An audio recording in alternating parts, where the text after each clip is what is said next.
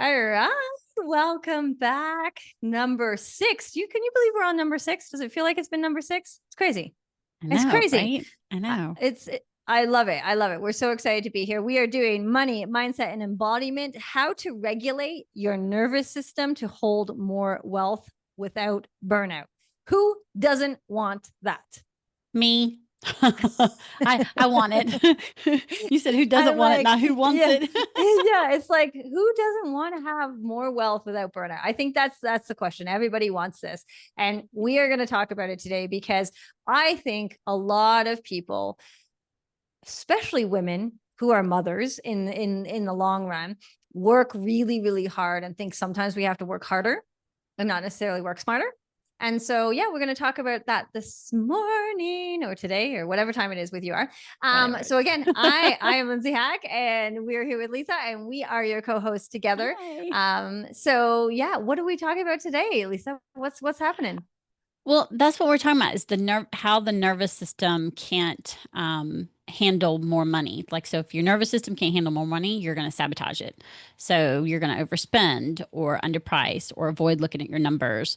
And so often people go, oh, it's because I'm bad with money, but it's not because you're bad with money. It's just because your body literally doesn't feel safe holding it. And so your nervous system is trying to protect you. And I actually went through this. And so, I love this. I was just going to say, let's talk about you for a second. I went through it, and and as soon as a really good money started coming in, like last year when we started up leveling so much and money started coming in, I sabotaged it, and I didn't realize that's what I was doing, but it was because I hadn't worked on that inner work of that next level where the nervous system didn't feel safe. And so if you've worked a day job and you've always been barely making ends meet, or you've always felt like you didn't deserve having a certain amount of money, and you start making like more and more and more over the amount that maybe you were saying you'd be okay with, your nervous system's not used to it, so it's going to literally protect you, and you end up sabotaging, whether that's overspend, overinvest, underpriced. Hello, been there. I mean, I Mm-hmm. underpriced a bunch of times, and it's just having to work through that. You have to do the work, right? I mean, I think Yeah. that's the big part is we just don't realize that if we do that work, then we can hold it, and we can make those shifts and keep going. Yeah, it's so interesting. We're gonna take a pause quickly here because I think a lot of people would probably sit there and be like, guys, you guys are talking about money, you're talking about AI, you're talking about this. What does that have to do with your nervous system? And really a lot of Everything. things. And I think that's probably one of the starting point problems that we see is that, obviously we've talked about my background in fitness coaching, and people come to me because they want to lose weight or they want to get healthy, they want to get stronger, they want to walk around with their kids, whatever it is. So much of that comes down to their mindset and their nervous system. It's the same with Lisa. They go to Lisa for money issues, and they go to Lisa for budgets or whatever. And then when you start talking about mindset, they're like, wait, what? This is not what I'm here for. And it's like, but actually, it's exactly what you're here for. Right. And, Yeah, I mean, so you're here many. for both because both plays a part. I mean, I remember when I went to you, I was like, okay, you said the inside out, and I'm like, okay, well, my mindset's a shit, and my fitness is a shit, so both need to be worked on. And so that worked. And so when people come to, I say more of the money and the money management, and when they come, they get both because most people will say, oh, I don't need the mindset. I guarantee you, in some way, shape, or form, yes, you do. Yes, I think almost everybody is because you think about, and I say this with lots of love because I do enjoy a lot of the men out there, but this like bro culture, like hustle, hustle, hustle. You've got to make more money. I don't care if your kids are awake, get up at 5 o'clock. Like there's a lot of that has been going on for many years. Both Lisa and I have been on this online space now for, I mean, almost 10 years. So it's been going on for a long time. And what I really am seeing more and more, and I'm loving it so much, is that women are like, no, nobody wants to do that. Right. And so all of a sudden they're pushing I was back of this. told I was told to Yeah. get up at 4:30. I'm like, 4:30? Are Right. you insane? That's not Right. happening. It's like, no, we don't want to do more. We actually want to do less. And again, it's not work less in the sense of like, I just want money to flow and not do any work. That's not what I'm talking about here. But this idea that we have to hustle, and this idea that we have to get burnt out before we make the money, or we can't rest, or we can't take some time. That's what I'm talking about. And so we're going to talk a little bit more today say about it. So our wealth lie is that if you keep hustling harder, you'll finally feel safe and successful. And let me ask you, Lisa, how did that go? Not very well. She's doing Mm-hmm. that. She's calling me Mm-hmm. in, out, whatever she wants, because she knows I've done it, what, a couple of times, tried, Uh-huh. But we've all did been not. there, right? I think that's the thing. And I think for us, especially in this podcast, in this conversation, we always want to share the shit that we've done because we've been there, right? I burnt out so hard. I gained 45 pounds. I'm a health coach, people. This shouldn't be happening, but we all have been there. So Lisa, tell us about your experience because I I mean, know. I I know. ga- I gained weight, right? I gained a little bit of weight, and then we upped it, but then it was like I was plateaued, right? And I was working longer hours. I was not going to, I was literally back to crashing. I was crashing. And um I had this big client. I thought it was an ideal client. Come find out they weren't. And I was working even more and more. And I was just stressed all the time all of a sudden. And it was Mm-hmm. like, wait, I was finding myself working at 9 o'clock at night. And I was, and again, I was hustling because it was a big client. It was big money. And I was hustling and I wasn't doing it on my terms. And once I realized that, I had to take a step back and go, wait, stop. Mm-hmm. Yep. And so Yep. I had to I had to come to Jesus moment, and then I sat down with the client and said, this isn't a good fit. And we both agreed, and because of that, I then said, okay, what have I stopped doing? Like I wasn't doing my nightly stretching. I wasn't doing the things, right? I wasn't taking care of myself. I wasn't watching the protein. I said I was eating protein, but I really wasn't doing the things. I was eating them, but I wasn't really paying attention to how much. And I was tired again, right? And stressed and felt like I wasn't getting anywhere with the business. And the nervous system was like, okay, well, you can't handle it, so this is what we're going to do. And I ended up getting burned out. And y'all, every time I get burned out, I get sick. Yes. Yeah. Never And fails. everyone's different, Ask right? Lindsay. Lindsay Yep. knows. Yep. I get Yep. sick. And usually what happens when you get sick too is you don't just get sick, you get really sick and like 2, 3 weeks sick. And I mean, I tell people when I do it big. yeah, yeah, we go after it hard. Well, and I think this is the thing to keep in mind, right? The hustle, the go. And I It's remember not not good. with Lisa, but one of my other clients, I turned around and I said, and this is what I had to do for myself as well.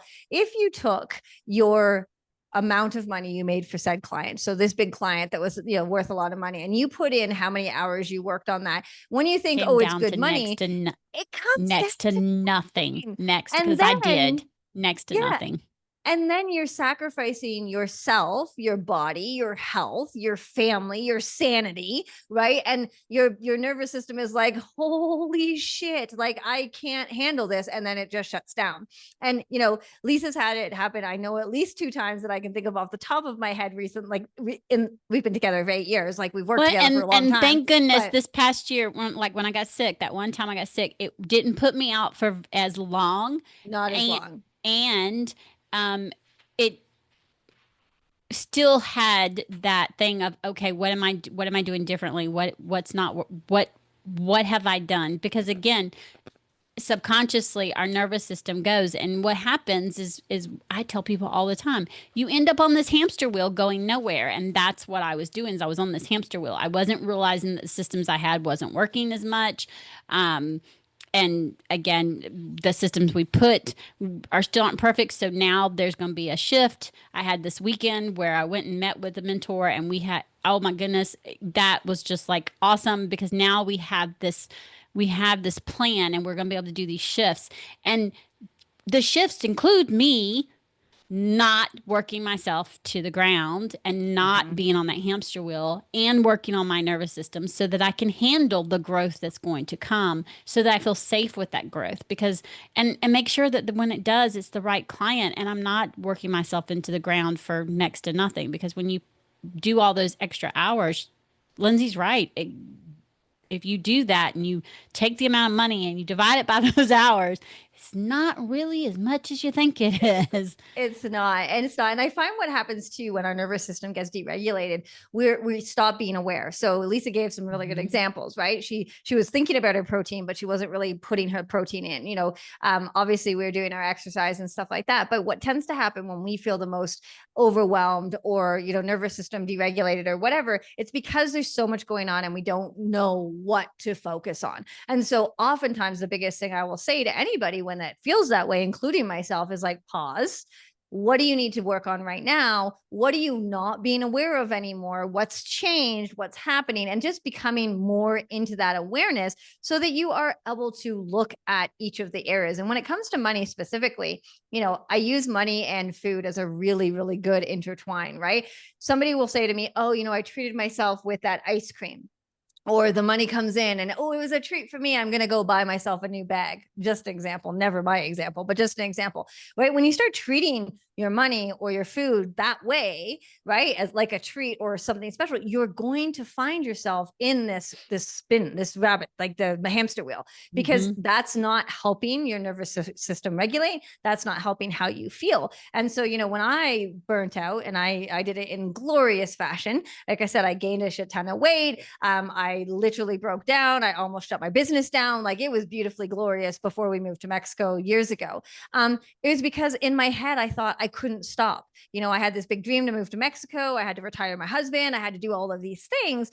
And in the end, all I did was ruin my body, kill my relationships, scream at my children. Like, it was never a good thing. But once I calmed down and slowed down and took some of that regulation of my nervous system, I was able to come back into a place where I was able to build and grow and do all of those things. So it's a really, really important one. So just because, somebody says that they're successful and safe if they, they're going to hustle, hustle, hustle, that's not true. That's not true. So let's talk about our wealth glow up for a second. So AI tools can change the game when it comes to a vision of yourself, right? I talk a lot about your future vision of yourself. It's very powerful. It helps regulate when you're looking at your future and what's going on. But I think the other thing that I think is really important is it helps your brain rewire itself. Okay. So when I talk about doing AI vision boards or vision, I'm doing more images for Lisa as we speak. And we're talking about, different things that are going to happen. Our RAS, which is our reticular activating system, it's kind of like the bouncer in the brain, is telling you the things that are important to you to come in. Now, if Lisa's always saying to me, oh my God, I'm so busy. Oh my gosh, this happens to me. This can't, that your RAS is like, oh, well, that must be important. I'll keep letting that in. But if you have a vision board or a visual, I've had to catch myself several times. Right. But if you look at that and you say, okay, hold on, that's not important to me. I don't want my RAS showing me more things like that. I want it to look at the good things. I look at the house, look at the car, look at the life, look at the time I get to spend with my kids, whatever it may be. That's how it changes things. And so we are rewiring our brain by using our AI tools. And that also includes, any of the other tools you might be using that helps you, not works harder, but helps you work less and smarter than having to go all the time. Yeah. And I mean, and not, and, a lot of people are going to say, okay, that's fine and dandy, but how does that play with money? Well, your vision board, you can pair that with your financial strategy. Your vision board doesn't have to be just personal. Mine's a mixture of personal and business. And so you can pair it with your financial strategy. So if your vision board's got that you want to host retreats, okay, well, you can create a financial strategy to pair with that, and we can make it happen. One of the things I'm going to want to do is host retreats. Another thing I'm going to want to do is workshops. Okay. Those can be on my vision board, and my financial strategy can be paired with that. Another one is I'm wanting to, to take a trip to Spain. Again, on vision board. Okay, what's the strategy? Financial strategy. How much money are we going to put up? How long would it take? If I can't save away how much I want to do it in, say, 6 months. Okay, what can I start doing now? And then what can I get there to do? And where does that put me approximately of being able to go? And the big thing for me now is buying a house. Again, financial strategy. And me looking into my backyard is on my vision board. And there's a possibility, a really big possibility, come February of next year, I'm going to be buying a house. And all the things. all the Strategy, things. strategy, not All the just things. fingers crossed. There's a lot of But we're strategy bringing it all involved in. in We're bringing this. it all in. A lot of strategy. It's on my vision board. It's been on my vision board for 2 years. This time it's on my AI vision board. It's going to continue to be on there. And a lot of strategy is, and even more strategy now is going into that because it's a lot closer than what I originally thought. So you compare it because it helps. It embodies that manifestation. Yeah, it's so interesting, right? Because people often come, whether it's they want to lose weight, they want to get money, better at money, they want to buy a house, whatever it is, they want a better brand, they want more colors, like, whatever it is. It's like a blanket statement. It's not just that, right? If you want to lose weight, that's what you want. That's great. But there's a strategy behind how you do it. If you want to get better at money, you have a strategy. If you want to be a brand, get a better brand, there's a strategy on how to do it. So strategy is such a big part of it, which I think is super, super important when it comes to that. Okay, so we have our Fix My Finance question up here today. And this one was an interesting one. So Lisa, it says, I'm hitting consistent 10K months, but I'm exhausted and anxious. I don't think I can keep this up. How do I enjoy success without burning out? I'm going to say this with all the love that I have in my Southern heart. Okay. You do not have an income problem. You have a capacity problem. You've built the revenue. You built revenue, but your nervous system can't hold it yet. And you may also don't having a system like a money roadmap, money roadmap dashboard, weekly check-ins, clear allocations to help your nervous system see that you can hold it and that you are checking in and that you know what's going on with your money. And honestly, when your numbers feel structured, your body feels safer and it can tell. I mean, no, that's not the whole thing, and it's a huge part of it. Yeah. And I think it's so interesting because, we talked about strategy and we talked about, these different things, but really it's layering that into for your nervous system, right? So you've got breath work and grounding and journaling and walking and exercise and eating and all of these different things. And oftentimes people are like, oh my God, there's all these things. And I'm like, yeah, but you don't have to do all of Choose them. one. But you have Choose to do one. something. And then you have to repeat it and do it over and over and over again, right? We always say, I talk about Lisa because we've been working together for 8 years. Consistency is key, right? Has it been perfect? No. Has there been times where it's not happened? Of course.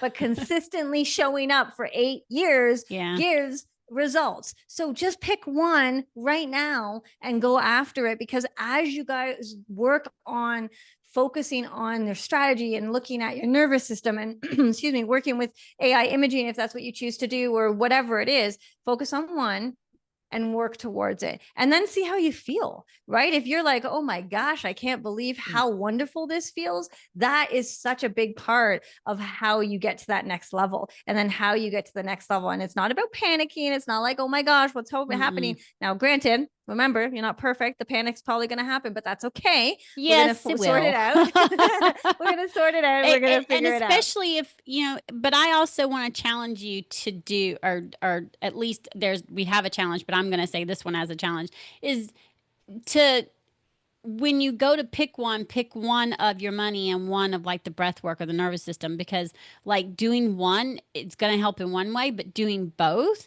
that's what's going to help your nervous system, because you're going to be checking in with your money and then maybe doing breath work or stretching and taking that deep breath and then going and looking and making it a weekly thing. And your nervous system going, oh, it's okay for me to keep looking at my balances. Oh, it's okay for me to have this budget money roadmap and look and see what's going on with my money. And when it's not, I take deep breaths and then I go and do it again. Those things, and it's not a once and done thing. It's something I've been almost 10 years in my business, well, 9 years in my business doing this, and it's not a once and done thing. I still have times to where I go back to the basics, as I call it, as okay, taking deep breaths and looking and saying, okay, where am I at? What am I doing? Right? Yeah. And I think that's so important to remember, right? We often think once we do something, then we're an expert or we got it or whatever. And I can tell you that right now, that is not the case. 24 years into what I'm doing, there are still moments where I'm pulling my hair out and then being like, oh, wait, pause, breathe. Where do you need to be? What do you need to do here? So it's never about that perfect game. It's about doing things on a regular basis and then coming back. And I love that Lisa said Being the in the basics, habit. because that's what we call it all the time in the health world, right? The boring basics, right? Drinking your water, getting enough sleep, moving your body, boring basics. People are like, well, that's not enough. It sure is. But sometimes it is the where you have to be when you can't do anything else, right? So if breath work feels too hard, journaling feels too hard, just go back to some of those boring basics and try from there first. So our challenge, of course, every episode we try to give you a challenge, is every time you touch that money, really think to yourself, take a breath, see where you're at, and just know that you're safe with your money. You can hold this. And if you need support, that's what we're here for, right? You know, if you want to ask more questions about your finances, if you need to know more about AI imaging and really want to get into your vision board, reach out, ask us questions. I mean, both Lisa and I will talk your ear off about We what will. we love to talk about. And So both the services that we do work really good together too. So I mean, it's I love my AI vision board, and I know there are many others that do, and it helps with uh, the manifestation and that embodiment and that money mindset, because I'm embodying what I'm going to be able to hold.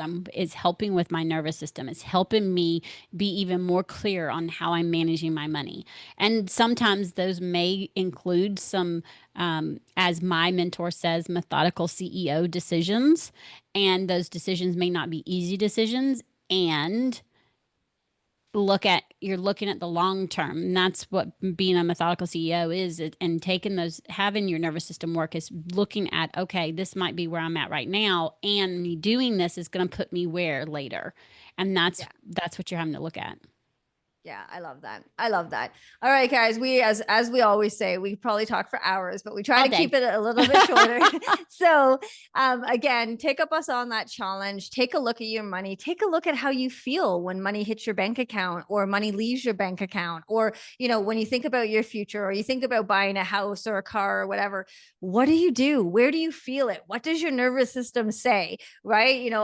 We have this thing in our house, and my kids, I have two teenage daughters. They're so embarrassed by it on a regular basis, but they're slowly getting into it. Every time money hits our account, we play a certain song and we dance to it, because that's how we are embodying this idea of money is safe here. We are okay to receive this money. So find something like that that helps. And again, if you are noticing that your heart rate goes up and you get all sweaty when like there's a bill to be paid, well, that's where you start. You look at that area, and again, reach out to Lisa, reach out to myself. We're here to help you. We're here to support you. That's what these episodes are all about. And of course, if you want to be featured as one of our questions, send a message and we will answer those questions as well. And of course, you'll find details of all the show notes and information down below somewhere. And if you want to book a call with either of us, of course, it's there as well. So have yourself a fantastic day. And Lisa, it's always good chatting with you. See you next And time. we'll see you next month. All right. Bye, guys. Bye.